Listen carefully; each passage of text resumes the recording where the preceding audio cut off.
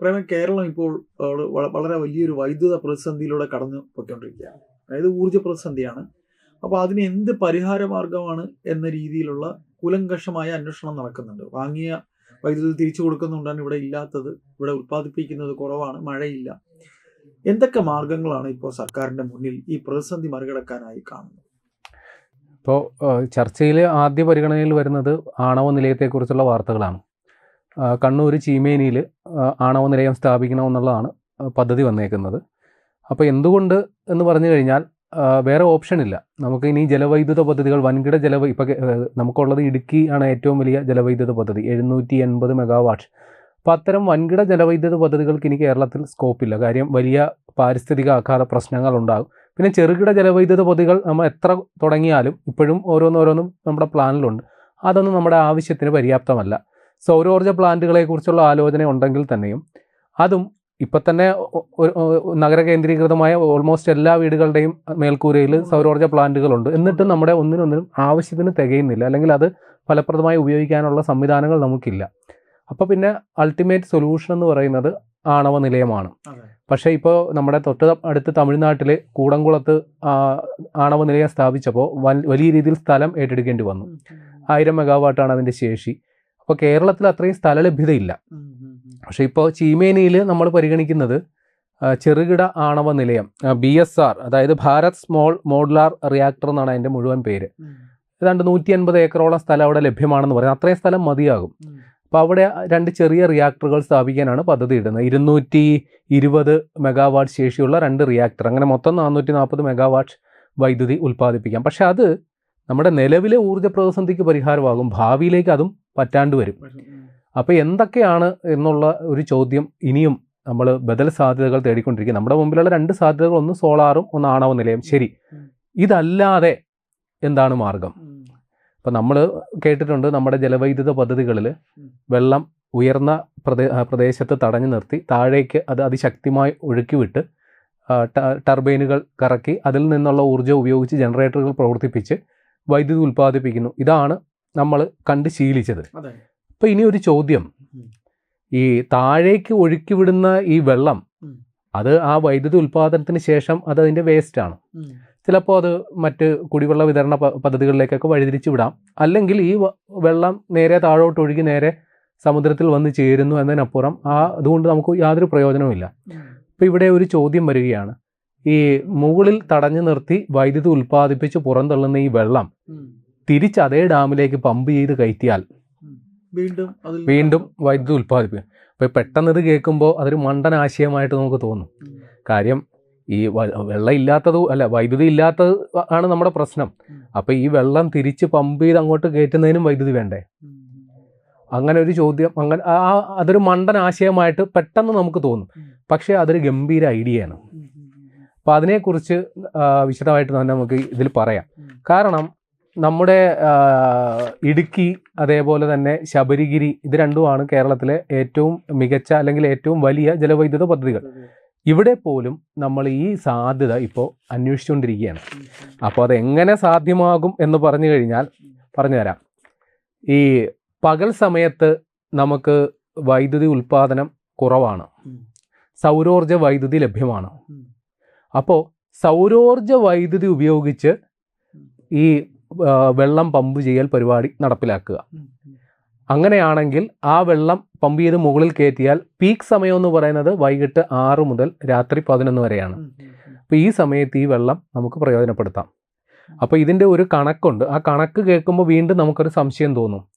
ഇപ്പോൾ ഒരു ഡാമിൽ നിന്ന് ഇത്തരത്തിൽ ഈ പമ്പ് ചെയ്ത് കയറ്റാൻ വേണ്ടി ഉപയോഗിക്കുന്നതും നമ്മുടെ ഈ വെള്ളം ഉൽപ്പാദിപ്പിക്കാൻ ഉപയോഗിക്കുന്ന ജനറേറ്റർ ഉണ്ടല്ലോ, അല്ലെങ്കിൽ ആ ടർബൈൻ, അത് തന്നെ ഒന്ന് മോഡിഫൈ ചെയ്തിട്ടാണ് ഇതിൻ്റെ പമ്പായിട്ട് ഉപയോഗിക്കുക. റിവേഴ്സ് മെക്കാനിസം അതിൽ ഉപയോഗിക്കും. അതായത് അവിടുന്ന് വെള്ളം ഇങ്ങോട്ട് കടത്തി വിടുമ്പോൾ അത് കറങ്ങി വൈദ്യുതി ഉൽപ്പാദിപ്പിക്കുമെങ്കിൽ അതിൻ്റെ റിവേഴ്സ് മെക്കാനിസം ഉപയോഗിച്ച് ഈ വെള്ളത്തെ തിരിച്ച് അങ്ങോട്ട് സക്ക് ചെയ്ത് കയറ്റുക. നമ്മൾ ഈ താഴത്തെ ഒരു ജ്യൂസ് കുടിക്കുന്നത് എങ്ങനെയാണ്, നമ്മുടെ ഒരു സ്ട്രോ ഇട്ട് ആ സ്ട്രോ വാക്വം ആകുമ്പോൾ നമ്മൾ വായിൽ ഉപയോഗിക്കുന്ന ആ മർദ്ദവും ആണ് ആ ജ്യൂസിനെ നമ്മുടെ വായിലകത്തോട്ട് വലിച്ചു കയറ്റുന്നത്. ഇതേ മെക്കാനിസം തന്നെയാണ് ഇവിടെ നടപ്പിലാക്കാൻ പോകുന്നത്. ഈ വൈദ്യുതി ഉൽപ്പാദിപ്പിക്കാൻ വേണ്ടി നമ്മൾ കറക്കിയ ആ ജനറേറ്റർ അല്ലെങ്കിൽ ആ ടർബൈൻ അത് തിരിച്ച് കറക്കുമ്പോൾ ഈ ഒരു സക്കിംഗ് പ്രോസസ്സ് ഇതിലുണ്ടാവും. അപ്പോൾ അതിന് വേണ്ടിയിട്ട് ഇതുമായിട്ട് ബന്ധിപ്പിക്കാനായിട്ട് ഒന്നെങ്കിൽ നമ്മൾ ടണലുകൾ നിർമ്മിക്കുകയോ അല്ലെങ്കിൽ പെൻ സ്റ്റോക്ക് പൈപ്പുകൾ വേറെ നിർമ്മിക്കുകയോ വേണം. ഇതാണ് ബേസിക്കായിട്ട് മനസ്സിലാക്കേണ്ടത്. അപ്പോൾ ഇത് 2 തരത്തിലുള്ള റിസർവോയറുകളും ഈ പദ്ധതിക്ക് വേണം. ഒന്ന്, അതൊരു മുകളിലുള്ള റിസർവോയർ. താഴെ സാധാരണഗതിയിൽ നമ്മളിപ്പോൾ ഈ വൈദ്യുതി ഉൽപ്പാദനത്തിന് ശേഷം ആ വെള്ളം ഒഴുക്കിക്കളയുകയാണല്ലോ.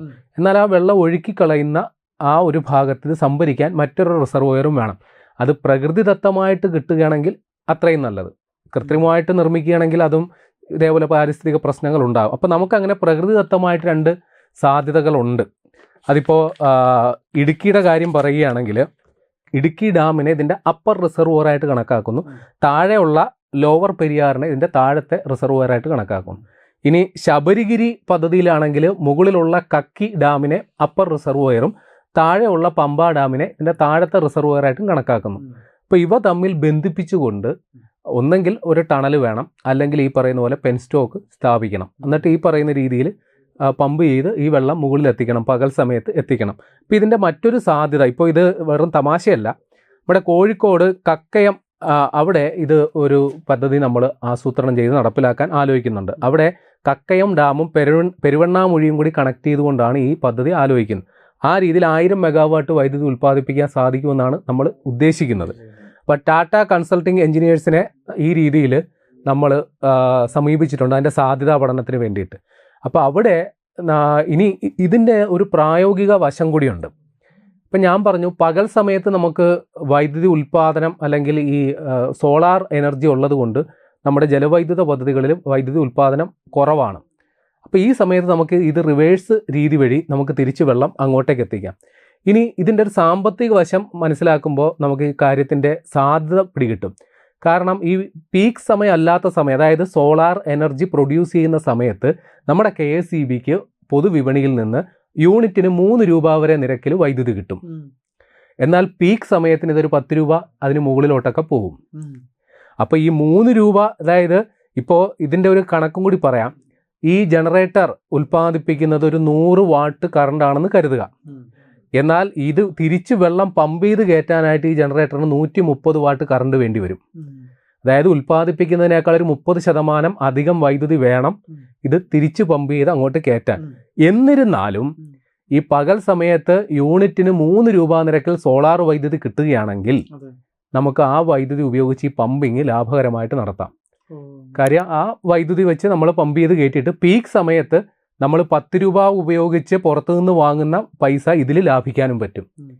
അപ്പോൾ ഒരു 100 വാട്ട് കറണ്ടിൻ്റെ ഉൽപ്പാദനം ഈ രീതിയിൽ കാൽക്കുലേറ്റ് ചെയ്താൽ എങ്ങനെയൊക്കെ പോയാലും അതിൻ്റെ ഒരു 610 രൂപ നമുക്ക് ലാഭം ഉണ്ടാവും. സൗരോർജ്ജ പ്ലാന്റിൽ ആ കറണ്ട് ഇതിനായിട്ട് നമുക്ക് ഉപയോഗിക്കാം. നമ്മുടെ സ്വന്തം സൗരോർജ്ജ പ്ലാന്റ് വേണമെന്നില്ല. ഇപ്പോൾ ഊർജ്ജം നമുക്ക് വാങ്ങാൻ കിട്ടുമല്ലോ, പൊതുവിപണിയിൽ കിട്ടുമല്ലോ. അല്ലെങ്കിൽ ആ സമയത്ത് നമ്മുടെ ഇപ്പോൾ KSEB ഇപ്പോൾ ചെയ്തുകൊണ്ടിരിക്കുന്നത് എന്താ, ഒന്നെങ്കിൽ കേന്ദ്ര പൂളിൽ നിന്നുള്ള അല്ലെങ്കിൽ പവർ ഗ്രിഡിൽ നിന്നുള്ള വൈദ്യുതി ഉപയോഗിക്കുക, അല്ലെങ്കിൽ മറ്റ് ഏജൻസികൾ, ഇപ്പോൾ അദാനി പോലെയുള്ള ഏജൻസികളിൽ നിന്ന് നമ്മൾ പവർ പർച്ചേസ് എഗ്രിമെൻറ്റ് വെച്ച് അല്ലെങ്കിൽ അവരുമായിട്ടുള്ള കരാറിൻ്റെ അടിസ്ഥാനത്തിൽ വൈദ്യുതി വാങ്ങിക്കൊണ്ടിരിക്കുകയാണ്.